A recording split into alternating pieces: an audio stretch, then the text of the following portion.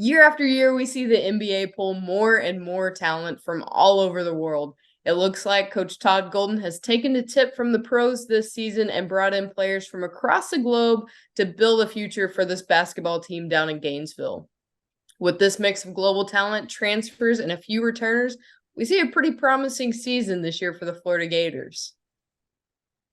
Oh, were you talking to me, Maddie? I thought you were going to ask me. Hey, David, what are your thoughts? I love Florida. I love it. It's a good team. This is going to be a team that's going to be super competitive. Don't think anything about last year. Don't think about the fact that Fudge and Castleton are gone. This team found a lot of good players in the transfer portal to put in.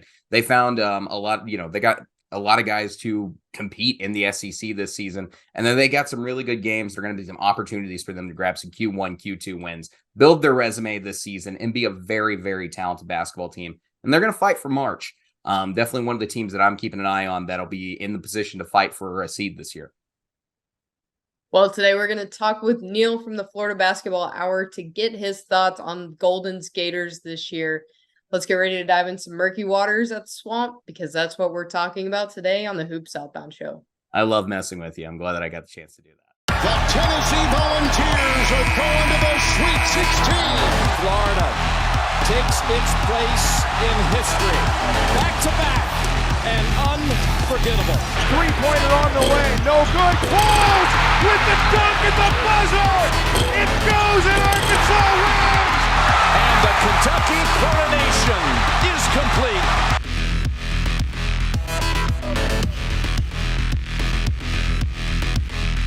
All right, today we are in the Home Field Apparel Studios, where they know college. Make sure and check out their threads today and use the promo code Varsity Sports for a discount. We want to welcome into the studio today Neil from the Florida Basketball Hour. How are you today, Neil? Yeah, I'm doing great. Thank you all for having me. Yeah, of course. Definitely good to have you on. Ready to pick your brain for some Gators hoops. Let's do it. Alrighty. So just kind of starting off, what is your kind of Mount Everest view of this team? You know, looking from a wide lens, since obviously we haven't seen this team play yet. But with the team Coach Golden's built over the offseason, how do you think they're going to look? Yeah, I mean, I think there's kind of cautious optimism in the fan base. I think that, it depends on which transfer portal rating service you look at, right? But everybody has them in the top 15 in terms of their transfer class. I know Evan Maya had them first. I think 24/7 had them the lowest at like 12th. And then ESPN had them 6th. So, that stuff is encouraging. I think the fan base was excited about that. There's not much in the way of freshmen that are really expected to contribute. So it kind of has to be the transfer portal. And then, of course, I think getting Riley Kugel to stay in school is like landing, the star in the transfer portal, because he's a guy that could be a lottery pick. So, and it's been really a while, as good as Florida's tradition has been, really the last, 20 something years. It's been a while since they had a player kind of compete to be a lottery pick. I know Trey Mann got into the first round kind of late a few years ago under Mike White, but there's still sort of a show me, I think, from me. And my co-host Eric Fawcett at Florida Basketball Hour, we're kind of like, well, yeah, I think Florida underachieved last season. At least on paper, that roster should have been better than 16 and 17. It was Florida's first losing season since Billy Donovan's last year in Gainesville. So it had been a while. Pretty much everybody but Kansas has had, and Gonzaga have had losing seasons in that stretch. So Florida's not used to that. Their expectations are high in every sport in Gainesville, as I'm sure y'all know. But I think it was a disappointing season, and I think that the hope is that with this transfer portal and Riley Kugel coming back, that Colin Castleton's gone, but this will still be a team that not only competes for an NCAA tournament berth, but maybe has a chance to get to the second weekend. David, what are your thoughts here on this Florida team? I'm one of the echo Neil. I'm pretty much on the exact same page. Getting Rico Kugelback was just awesome for the Gators. I mean, freshman who shot almost 40%. I think it was around 36% from three last season. Someone who could average close to 10 points a game. It's a great get back for the Gators. Someone that is definitely adding to your potential for the team. And I love a lot of the transfers that coming in, as I mentioned in the intro. So there's a lot of good pieces for Florida. I'm definitely with Neil. This is a year that I can understand the cautious optimism because you got a new coach coming in and you want to make sure you get to the expectations, but the expectation level right now is March. And I couldn't agree more that Florida's headed back in the direction of their natural state, just like Arkansas did about 4 years ago when they hired Eric Musselman. Yeah, it'll definitely be interesting to see. Let's get this podcast rolling and dive into a little bit of buy or BS. If you watched us before, we're going to make a few statements, and Neil, we're going to ask you if you're buying it or if you think it's BS. So feel free to give us some explanation after your response and let's get into it. So first things first, I've got Zion Pullen will be one of the best guards in the SEC this season. Yeah, it's like, I feel like I hope they're not all this hard. Let me say BS right now because I don't, and I will say it's not because I don't think Zion Pullen is terrific. I thought that was probably the most important of their portal pieces because, they fought real hard with Kansas State for Tyler Perry. They missed.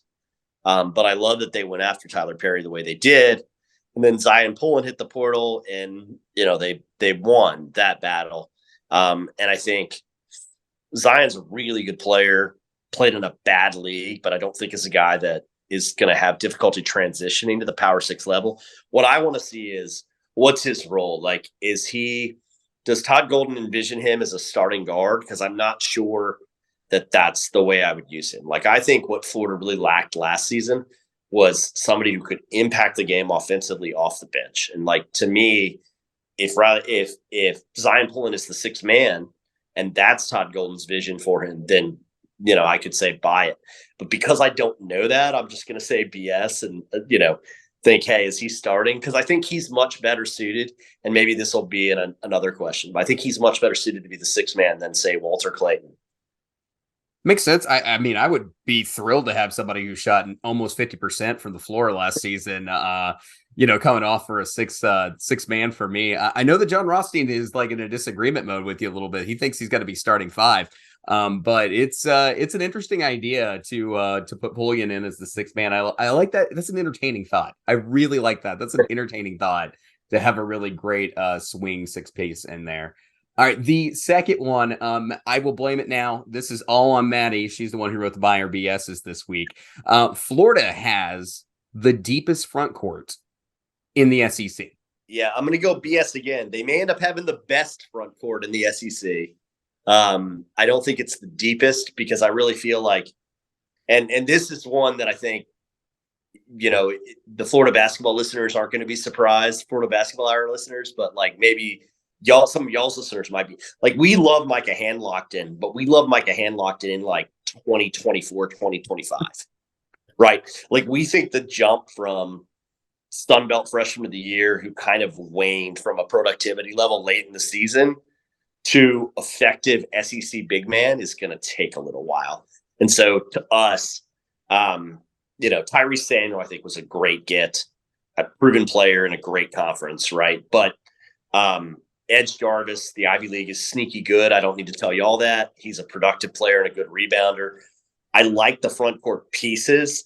I think a lot of it depends on what do you get from Micah Hand-Lockton. And I'm not sure that, I think it could be really nice in February, but like the November, December part of the schedule, like I think there's going to be some growing pains. I can definitely appreciate the growing pains. Last year as a freshman, I think the biggest headache for Marshall was the fact that he averaged 3.5 fouls a game while he was there. So that's as a kid learning college basketball, in my opinion. And big men tend to get in a little bit more trouble, but hopefully we see a little bit of growth from him because I think he's a great get at that center spot, especially now that Castleton's gone. That's someone that Golden can grow up over the next couple of years. Love it. Samuel is also a really great piece. I know that we had Florida pretty high or in our consideration in our best front court segment that we did a couple of weeks ago. Definitely one that I was considering to put in my top five. But the fouls were what kept them out. Honestly, I kept looking at the average fouls from last season, and that's one of the reasons I kept moving Florida down. Maddie. All right, so probably my favorite buyer BS that I came up with. Bennett Anderson is going to be a Florida fan favorite. I'm. Oh no. Let's buy it. Why not? I mean, we as Arkansas fans, we have a guy that, every time we get, a large lead or have a moment, his name's Cade Arbogast. We all yell like we want Cade, and I feel like Bennett's going to be this man for Florida. Coming on as a walk-on after winning intramural championships. I just feel like that's going to be a great atmosphere at Florida when this guy gets in the game. So I was chatting with Alex Klatsky about that, and one thing that Alex said is that he hopes that maybe the Klatsky chants slow down, not because he doesn't like it, but because we always ask him Alex, does that insult you because you were recruited by a bunch of people? You were recruited by St. Peter's, went to the Elite Eight, and you were their first scholarship offer that year, so it's people knew that Alex could shoot and play, and he decided to go to Florida. And I said, man, I'm sorry, Alex, it's not going to stop. It's great that Bennett Anderson's going to be lovable. You're still going to get yelled at when you don't shoot. I love it. I absolutely love it. All right. So obviously the question all Florida fans really want to buy this season, Florida will make the NCAA tournament this year. Yeah, I buy it. I think that the biggest difference between this Florida team and last year's Florida team is, you talked about front court depth. I appreciate that. I also appreciate the way that Todd Golden built that front court depth. Thought it was analytically smart. You look at the rebounding percentages. Colin Castleton would have the third best rebounding percentage of the group that they have in their front court, were he back, which is instructive. And I just think that they can shoot, which they couldn't do last year. Right. I think the fact that they now can space the floor with Walter Clayton to give defenses pause when they just crowd Will Richard, I think is a huge deal. Because Clayton has huge range. He can hit a lot of shots. And then Zion Pullen isn't a bad shooter. He's more of a scorer, I think. But I still think that backcourt depth is fairly significant. And I just mentioned all that without bringing up Riley Kugel taking a jump from freshman to sophomore year. So it's hard for me to see Florida not making the NCAA tournament. I think if they fail to do that, then there will be, rather loud questions about Todd Golden after 2 years at Florida. Yeah, that's definitely fair. So let's move in to the roster for this Florida team a little bit and start with our players to watch this year. Neil, who is a guy that you think all Florida fans should be paying attention to this season?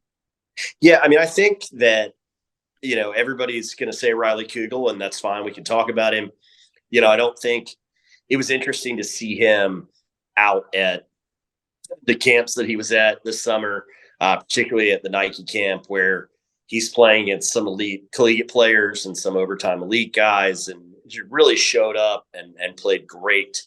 I don't think that anybody, I like the mentions of statistics like field goal percentage and effective field goal percentage. And Riley was obviously really an effective shooter last year, whether it was catch and shoots, or I think he's certainly the only guy that Florida had last year that could really make stuff off the bounce.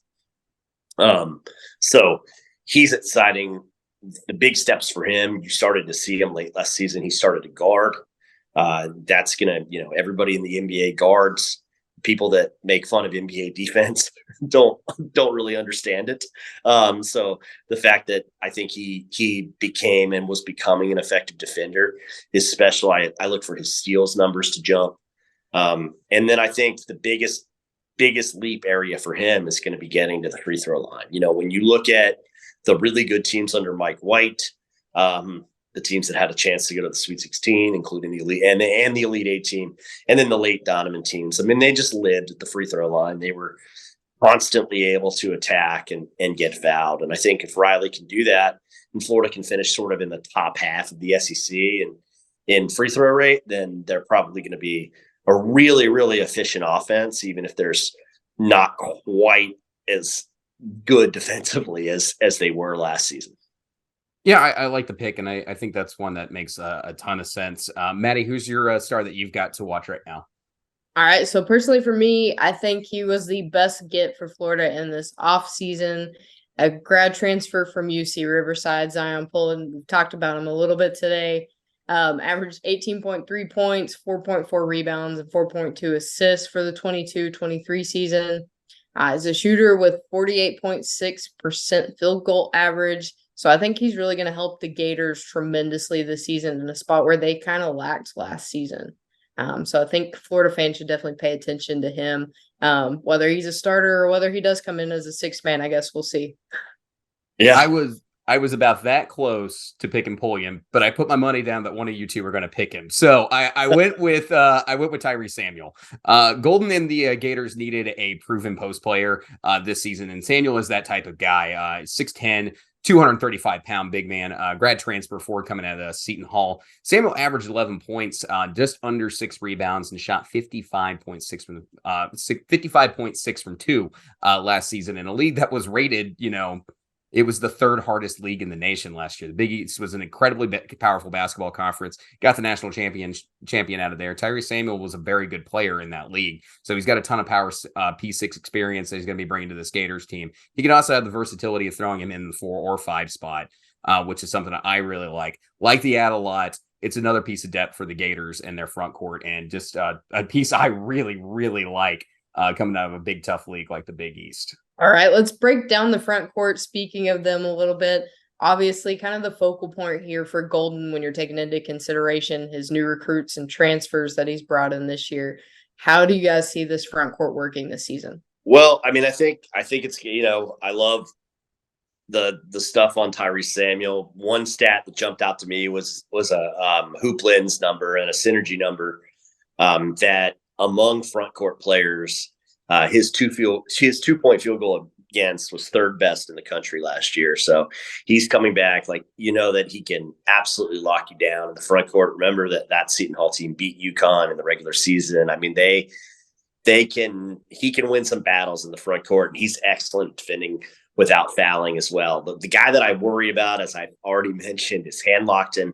I mean, I think, if you just look at it, if you're analytics only, you probably love Micah Handlockton a lot. But if you take some more time to kind of look at the actual progression of his numbers late in the season last year, there certainly was a drop off.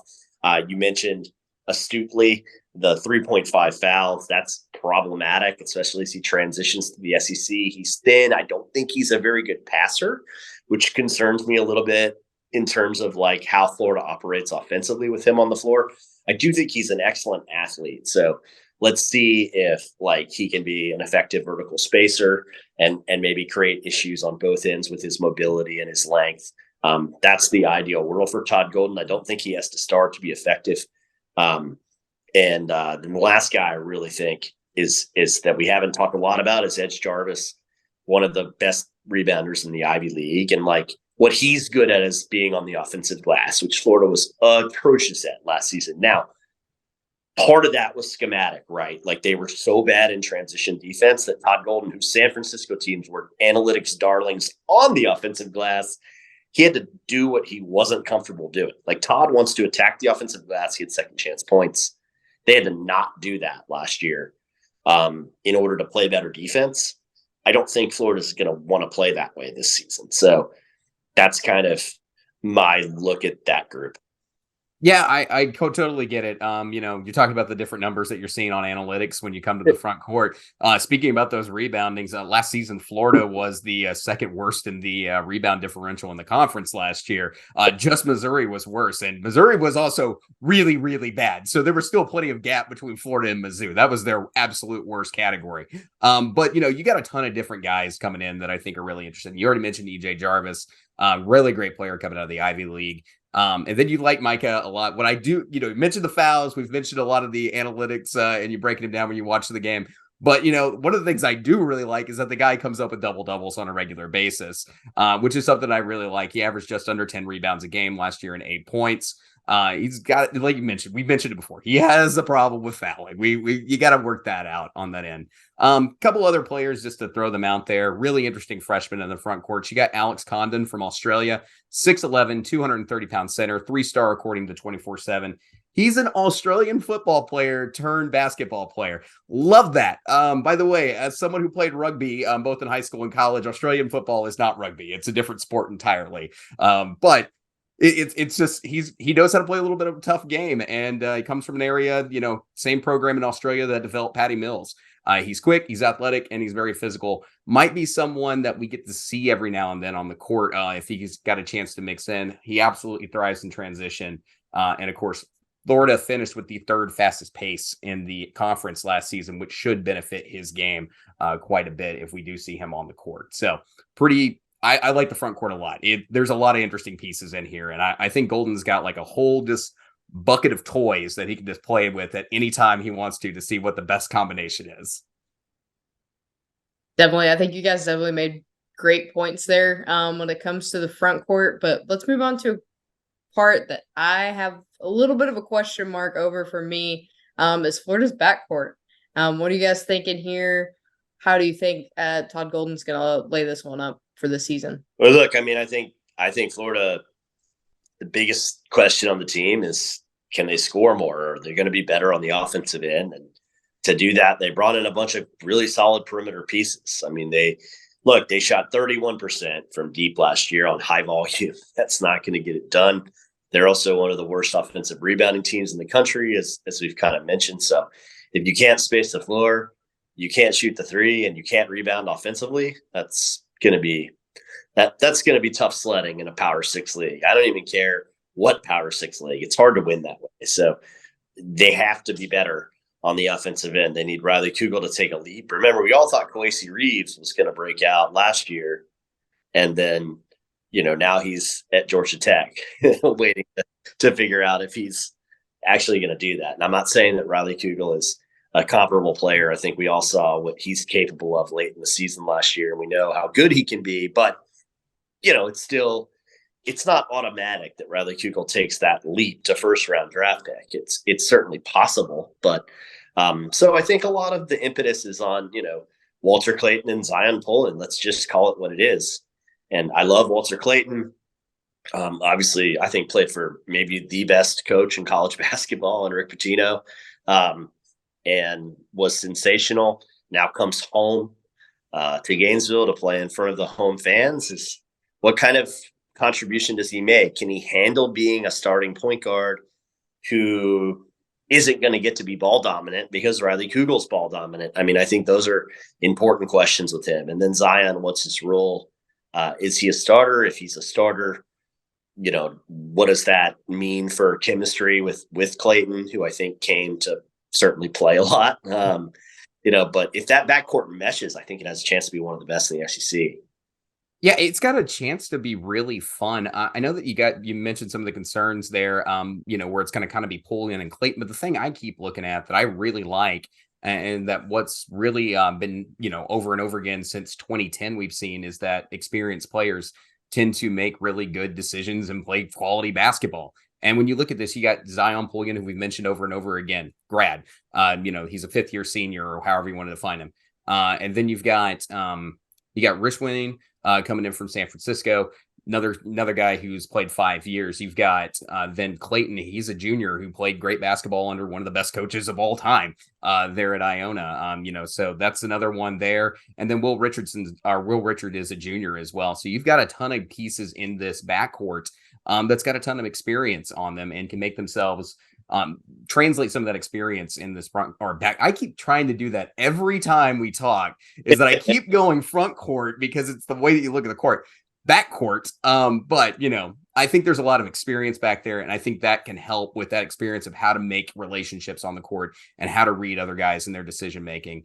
I think that's something that's kind of not seen as much, or how am I going to phrase this here?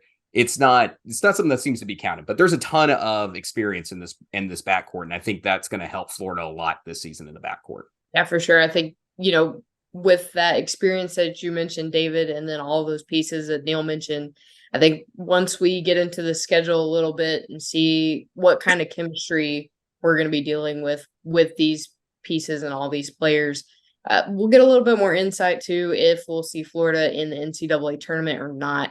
And speaking of the schedule's got some solid teams on it. I think there's going to be a lot of reasons to watch the Gators this season. Before we go through it, though, what are your initial thoughts on the schedule? I mean, I liked what they did in the non-conference. It's not what Hubert Davis and UNC did. It's just like, let's play everyone anywhere, anytime. Like I actually thought that was kind of silly the way that UNC scheduled after what happened last year. Florida, I thought, was much smarter. It's an analytically savvy schedule, which you'd expect from this staff. There's a bunch of games that are going to be quad 2, but they're still going to be quad 2. The one thing I would wonder about, like if I'm Florida, is if you don't win your fair share of SEC games, there could be a kind of dearth of quad 1 wins.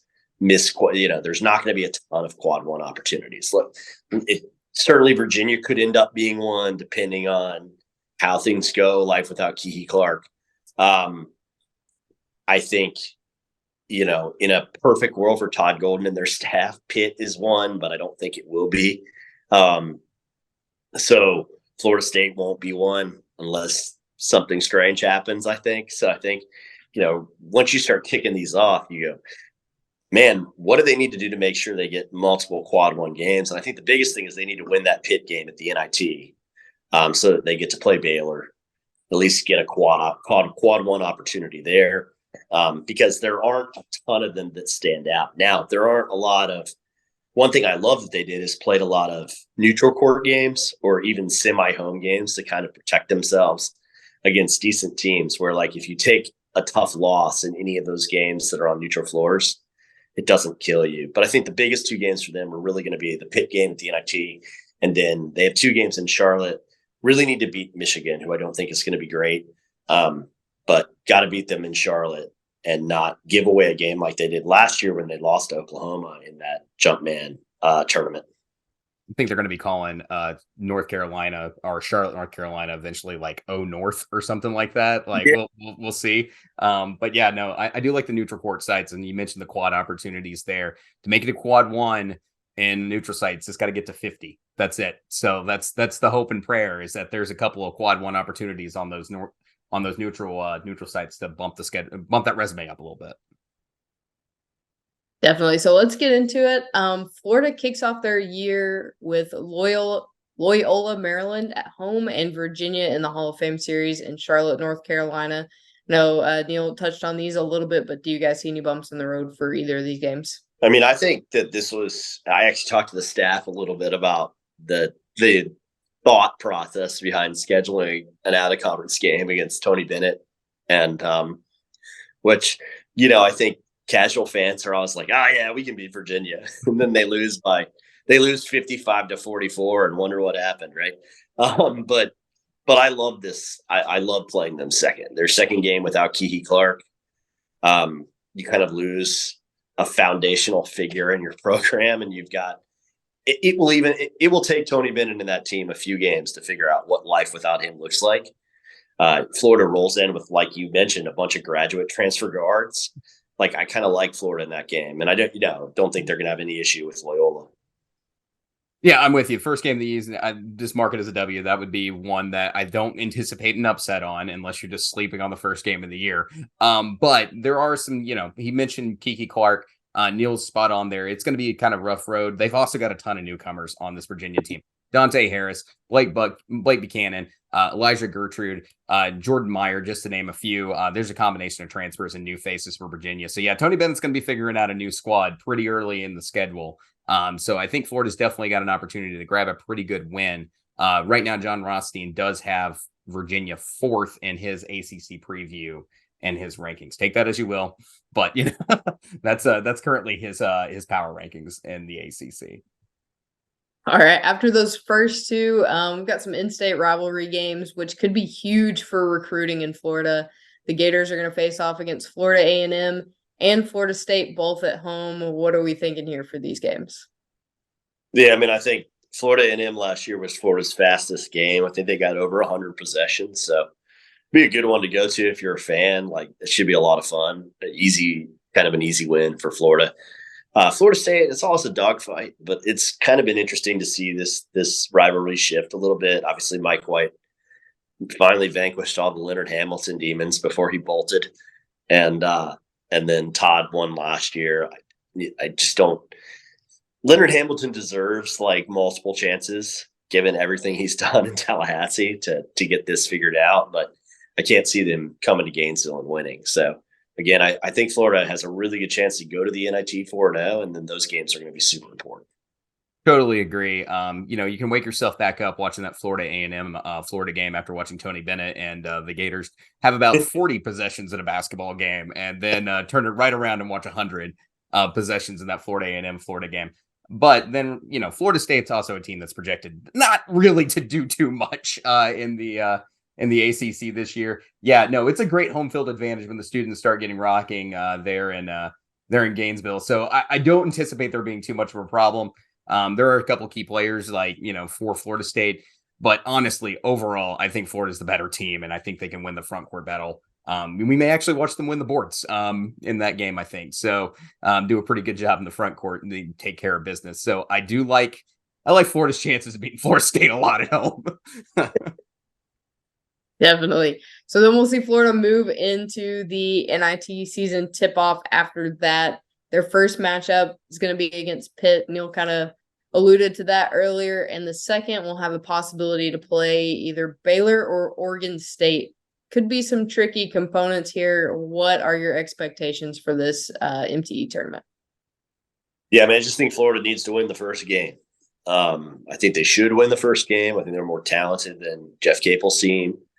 I'm not going to lie and say I anticipated Pitt to be a NCAA tournament team to win and one that's capable of winning a game last year in the NCAA tournament. But I do think it will be tougher sledding for Pitt this season. I think Florida's the better team. They just have to win. And there will be a lot of Pitt fans in New York, as there always are. So I can't say it'll be, sort of a traditionally neutral environment. So find a way to win that game, because playing Oregon State will help Florida 0. Yeah, I'm with it. Florida really needs to beat Pitt so they get that opportunity with Baylor. Pitt, also a team not projected to do too much in the ACC this year. And then having the opportunity to play Baylor. Like we talked about in the Auburn preview, Baylor is a team that is rebuilding a lot this year. They're still going to be very talented, but Scott Drew's trying to figure out, especially around his perimeter play, what he's going to have to do. You lost Keontae George and a few other guys out there on Baylor. So, this is going to be a really good opportunity for Florida, maybe to sneak one in there while Baylor's trying to get themselves organized with trying a new system, new players out, and that Baylor team. So there's a really good opportunity that you can win this MTE. It's a really good chance, and I think Florida and Baylor I think that should be the expected championship game, personally. But it's going to be a tough matchup. Baylor's still really talented, so that game's a little bit more of a toss-up. But there's a chance that Florida can win this MTE. Definitely. And if they do take home the W there, after that, they're going to move to Winston-Salem to face Wake Forest in the ACC SEC Challenge. Do you guys think this game is going to give us a check mark in the win column for the SEC? It's a tough place to play, Joel. Really tough place to play. And they've been really good there under Steve Forbes. I think that every year they get picked to finish 5th or 6th. I actually got the ACC tip-off stuff this week and was like, they're like, hey, you're going to have your ballot. Think about how you want to, already thinking about where I want to put Wake. But yeah, that'll be a tough one. That's one I think will be a quad 1 game. And, so Florida, obviously a huge opportunity against a team that I think will be a pretty fair fight for Florida. So we'll see. If they're a better road team than they were last year, really early in the season, which is cool. Road environments are always tough. It's college basketball. You got to make sure the things that have to travel. Defense is one of those things. Wake Forest. Here's the thing with Wake Forest. I'm actually a little bit lower on Wake Forest, but then again, this isn't an ACC podcast. We talk SEC primarily here, but what I've read up about Wake Forest this year, I think Florida can go in and win this game. I really do. I don't think this is going to be just a unbelievable year in Winston-Salem for Wake Forest. I'm talking they might miss the NCAA tournament and a few other things, but winning on the road in a Power 6 conference's gym is never an easy ask. So I would put money on it, but I would think Florida's going to be okay in this matchup against Wake Forest. Yeah, for sure. I think, you guys kind of hit the nail on the head where they definitely have an opportunity, but you're playing the road at that point. After it's crazy to me how many ACC teams Florida is playing in their non-conference schedule. It's like they just temporarily joined the conference for their non-conference. They heard the ACC SEC challenge and said, "Bet we're just going to make it the whole schedule. We're going to make the whole schedule." That's right. All right. After that challenge, Florida gets a few recovery games against Merrimack, Richmond, and East Carolina. Do you guys see any worries for Golden here? Okay, so maybe it's just my longtime Florida Gator basketball coverage trauma, but Richmond in the Orange Bowl Classic, they've actually lost that game before, that exact game. And Richmond has a couple of Europeans who can just flat out shoot. Richmond's the weirdest team in college basketball. They play a funky style. It's hard to play them.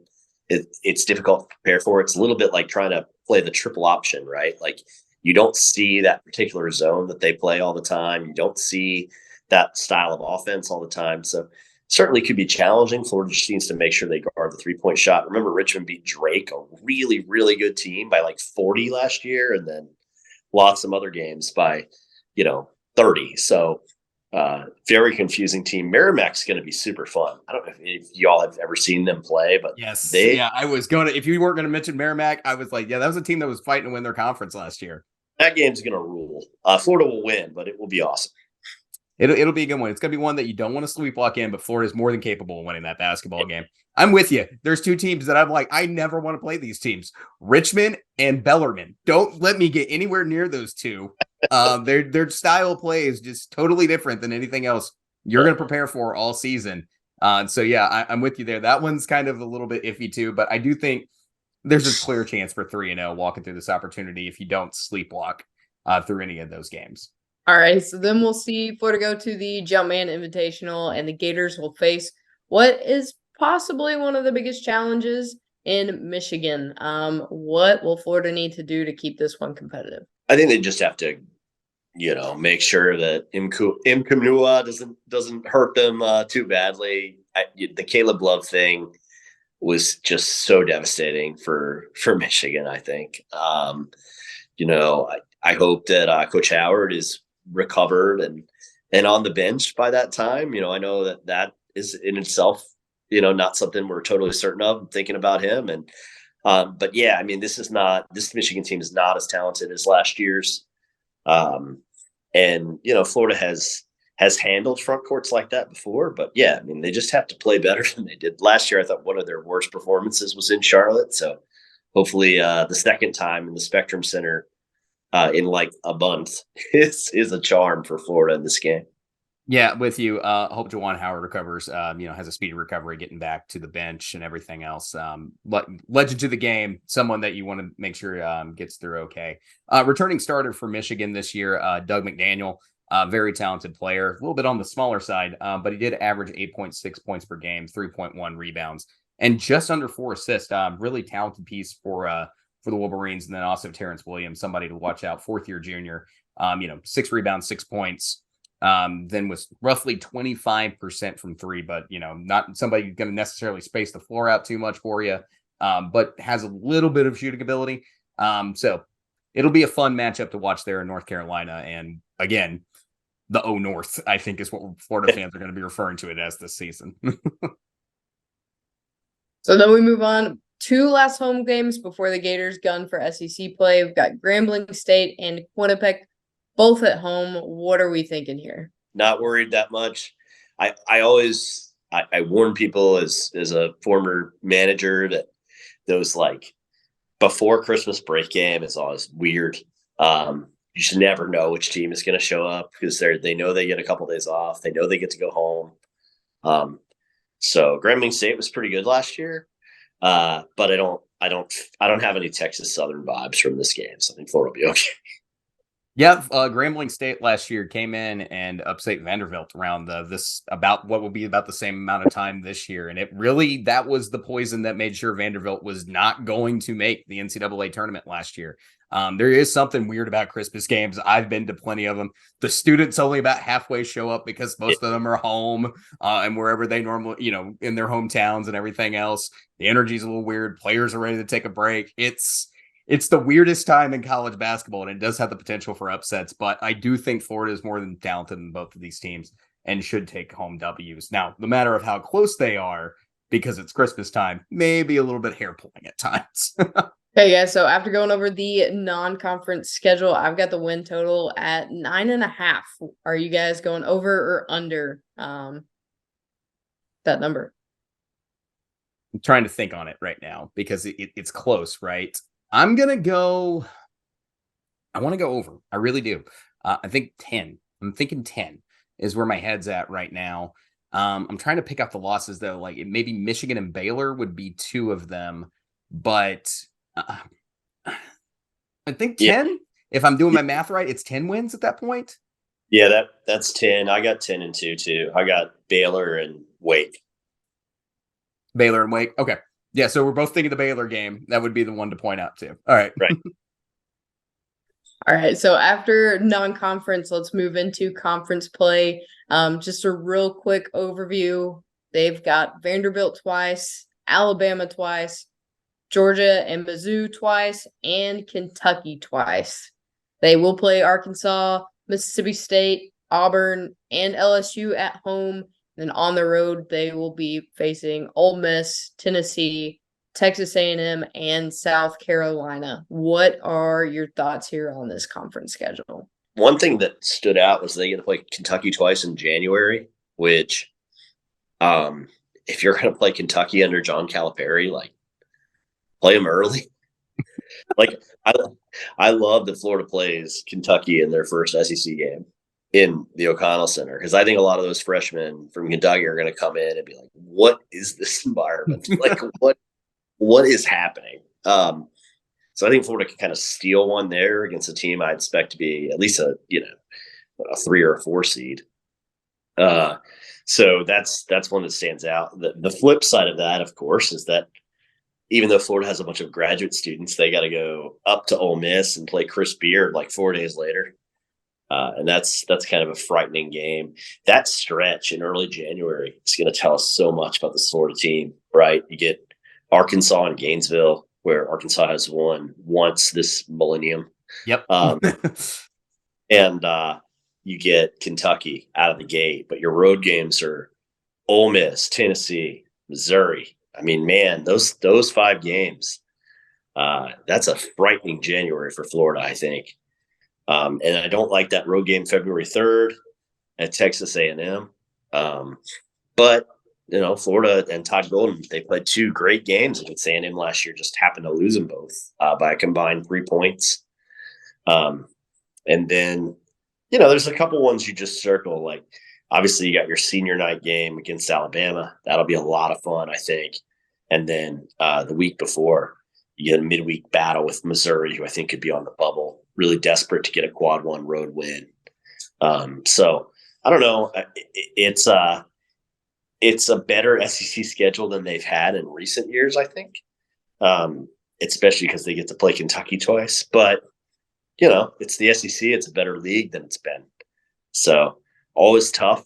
And I feel like if Florida can get that 10-8, 11-7 category, they should feel pretty comfortable about getting into March. Neil, do you read the same stuff as me or something like that? Because those are half my points, right there, well, man. I think me and you were just nerd out on basketball, on the same level. Love it. Yeah, no, big game I had circled. We mentioned this in the Arkansas preview. I smell a loss somewhere between those road Mississippi games and going to Florida is what I said in the Arkansas preview. Florida can beat Arkansas in the O'Connell. It can happen. This is a much better Florida team than when Muss went in there last time and won. So that is a game that will not shock me if Florida beats Arkansas at home. If that game was reversed and in Bud Walton, I would feel like Arkansas. I think the home crowd and winner can be the winner in that one. Those are 2 very tough environments to go play in. Love the fact that, like you said, Kentucky coming in early to play. You got some freshmen who might have some growing up to do, and they're going to be stepping up big time in competition. Kentucky's a very young basketball team. Florida has a really good chance to pick up a quad one win against Kentucky. I'm right there with it. And then the thing that he said also with Mizzou, I agree. Mizzou is probably one of the teams that I said would be fighting to get into the NCAA tournament this year. Mizzou is a capable basketball team. You like their front or their backcourt, Maddie. So yeah, I did it again. But like, there's a lot of things in the schedule, as we mentioned several times throughout the our previews. Is like, don't sleep on the Mississippi schools if you're going to go on the road and play any of them this season. If they're feeling basketball fever, those could become a little bit more dangerous road games depending on when you're playing them. That's going to be tough. And then going to get Texas A&M, a team that's going to be searching for an SEC title this season, that should be in the run for it. Very experienced team. You're getting them at home. That's another chance to beat a very quality basketball team in your house. You guys definitely got some good points there. Looking over this schedule, I am going to set the conference wins for me at 9.5. Again, same with non-con. We going over or under here. Maddie, you're down on Florida. I don't know what it is. You picked the numbers this week. You're down on Florida. I'm going 11 or 12 in conference play for the Gators. I'm thinking 11, honestly. So I'm over. Yeah, I'm thinking this is like a 6 seed, a 7 seed. And so in order to be a 6 seed or a 7 seed, I think it's 11. So yeah, I've got to go over it. Look, 12 wouldn't stun me. I think they have to win a road game that maybe they're not supposed to get to that. Like, I could see them winning in, Tuscaloosa, actually, with all their veteran guards. That wouldn't stun me at all. If they can attack the glass. But yeah. Yeah, I'm with it. I know Maddie's making an adjustment right now in her notes because we keep getting over. But yeah, no, for sure. I'm with her. I think Columbia against Mizzou could also be a really good chance because they should be in that mix, and that should be another opportunity to grab another big time win for your resume. Hey, in terms of having high expectations, I mean, I think Florida just has high expectations generally, but not only was last year Florida's last losing season, it was first year they didn't win 20 games in a full season since the Donovan season when they had a losing record. So Florida is kind of accustomed to being pretty good. And I think they certainly should expect to be in the NCAA tournament. And to do that, 21 wins, 22 wins sounds reasonable. It's also a veteran team, like we've talked about. I mean, there's not much they haven't seen. All of them pretty much to a T are winners. Even guys like Zion Pullen was playing at UC Riverside, and largely thanks to him, those were the best UC Riverside teams in years. So, I mean, they, Walter Clayton, obviously Iona led Connecticut at halftime in the NCAA tournament. So, I think we know that they've got some guys that have won. Tyrese Samuels played in the NCAA tournament. I mean, they should expect to win games more often than not. And I think, expectations are high. We'll see. Florida ran some bad offense at times last season, quite honestly, kind of transitioning to a few final thoughts, I guess. And, hopefully Kevin Hyundai, I know they brought in John Andrzejczyk and or Torian Green was elevated to a bench position. Let's see if John in particular can help fix some of the things that they do offensively. But I think they'll be way better in the pick and roll this year, which will also help because you can generate more easy baskets that way. And then to me, like, hey, can you space the floor and shoot? Because if you can do that, this team's going to rebound. I promise you. And if they do that, then they win 21-22, I think. Okay, so going off of that, what is your kind of floor and ceiling for Florida this year? My ceiling is the Sweet 16. I think this is totally a team that could beat a 3 seed in the second round. Like I said, veteran teams with good backcourts are scary in March. You don't want to mess with them. Look no farther than, Jim Larranaga's teams the last couple of years. What happens when you have good guards and you can shoot? You get into March. So I could see Florida doing that. One thing I wonder about is we know Riley Kugel is good, but when you look at this Florida team, and you divorce yourself from the orange and blue glasses, you say, who's the star? Like, who's the guy that you give the ball in the one possession game against Tennessee and say, figure out a way to get a basket? And like, it's got to be Riley Kugel. So if he's not capable of taking that next step, then I think it limits Florida a little bit to maybe the first or second round. But I do think that they'll be an NCAA tournament team. I think anything below that would be disappointing. I think that's a fair floor and ceiling right there. Ceiling for me. Yeah, I'm with you. Sweet 16. It's kind of the ceiling.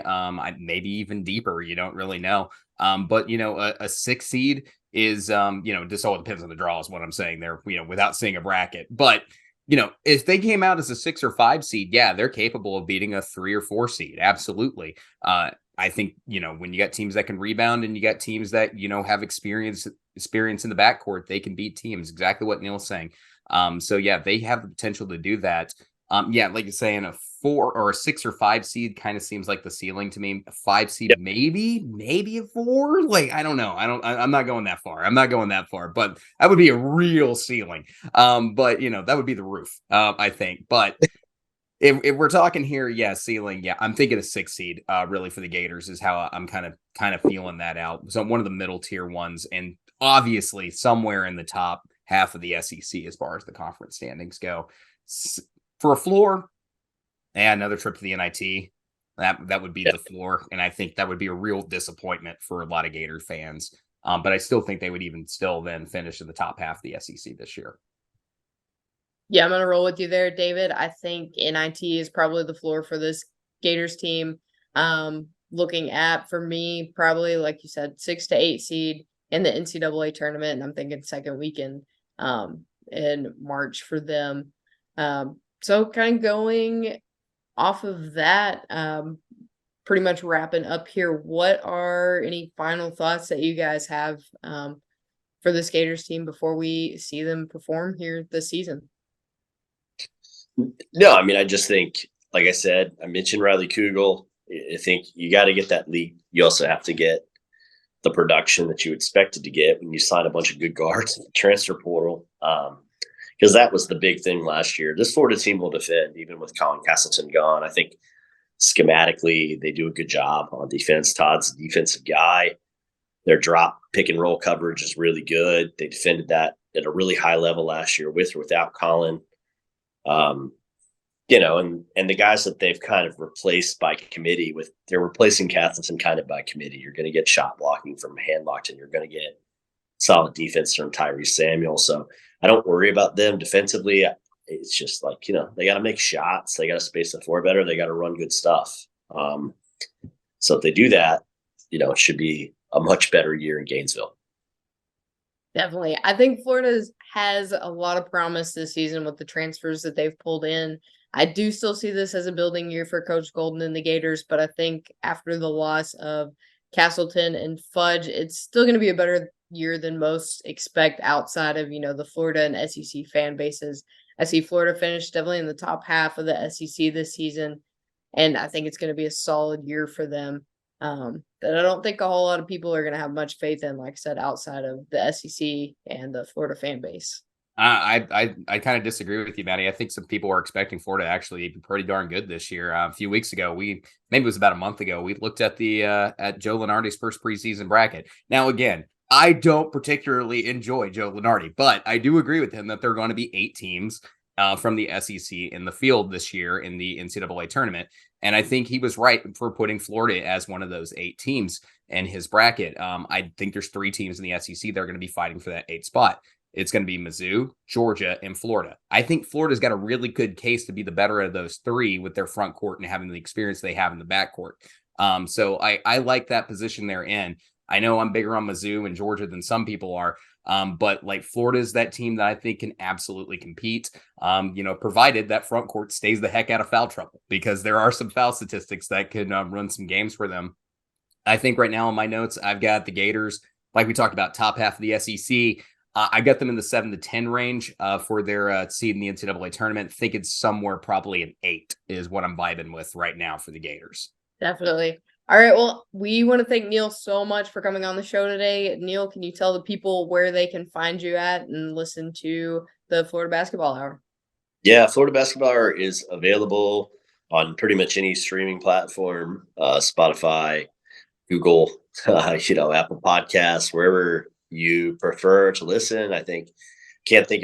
We haven't gotten an email or a message from anybody saying it's not available in a long, long time. So we're at Florida BB Hour on Twitter, at NW Blackman, and at Eric Fawcett. So that's how you find us. And thanks so much for having us. It's really fun.